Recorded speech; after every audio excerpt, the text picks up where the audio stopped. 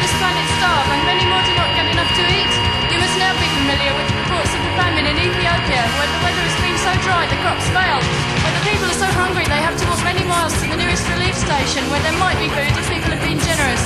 In any one station, at least 40 people a day die, totally shrivelled.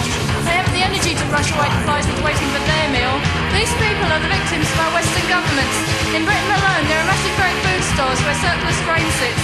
In the EC, there are food mountains. In America, farmers are paid to destroy part of their harvest, while big corporations plunder the third world countries at the expense of the natives. Why is this?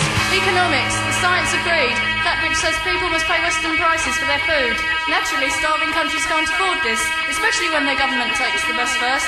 The Western governments have plenty of money. They tax us on our income and they tax us on what we buy.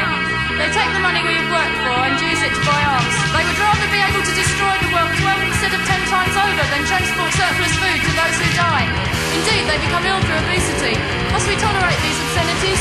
When soon even we may be starving because of their taxes. Some people don't see the connections between big business and destruction. The biggest murderers are McDonald's. Not only do they breed and slaughter millions of cattle, great rainforests are pulled down to make way for grazing ground. This destroys hundreds of unique species each time, not to mention the fact that we need the trees to produce oxygen for the planet. Many birds in North America migrate to these forests. On arriving and finding no forest, they die. The drop in population of birds means more insects, and the Americans' only answer to that is pesticide.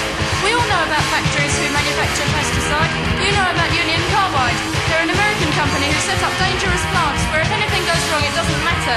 Nearly 3,000 Indians are now dead due to their callousness. Thousands of strokes and injuries that will never heal. Innocent people who have done nothing, whose life is not easy. Why? So America can steal food from the starving millions. Nearly all big business is based on exploitation of the worst kinds.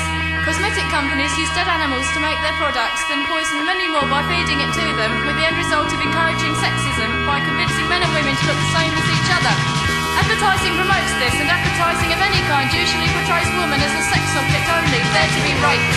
Drug companies like Roche and ICI claim to invent new drugs to cure imagined diseases. Thousands die at the hands of their useless research. They tried to make drugs to cure heart disease, which was originally caused by the sufferer eating meat and dairy products to excess. Booker McConnell own everything from butchers to health shops. As long as the cash rolls in, who cares? Other companies who make machinery and domestic appliances, like Thorny MI, also make defence gadgetry. British Aerospace specialise in fighters in favour of passenger jets. Governments pay more for weaponry than domestic consumers pay for domestic items. That's why many companies worldwide plan on the defence orders. Some would go bankrupt without them. The final industry, uranium mining, sponsored in Britain by Otis, plunders the landscape, kills the wildlife, exploits the natives and gives them cancer. The product makes bombs to kill all and is used for nuclear fuel. The kind of power that produces waste which can be pumped into the sea in Cumbria. Deformed babies and children dying of leukemia are coincidences, we are told. How many more lies must we listen to?